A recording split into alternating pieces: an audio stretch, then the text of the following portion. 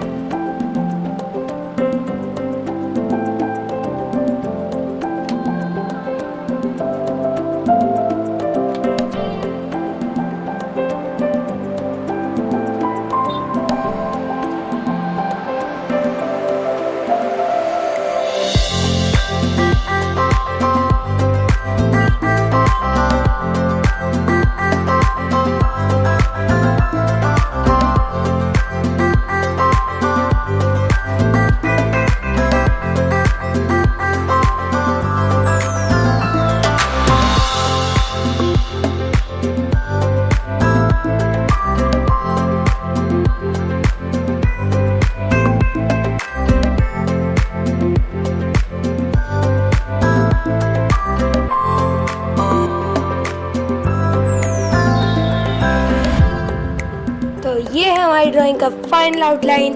कैसा लगा कमेंट में बता देना, वीडियो को लाइक कर देना और चैनल को सब्सक्राइब करना मत भूलना। आज की वीडियो में चाहे थोड़ी बीच में प्रॉब्लम आई हो, बीच का थोड़ा ये वाला पार्ट था वो ना मैं बना के दिखा पाया हूँ, बट हाँ ये हमारी ड्राइंग का फाइनल लुक। आप चाहो तो स्क्रीनशॉट ले सकते हो, वीडियो को फुल स्क्रीन पे देखना ताकि आप सही से देख सको।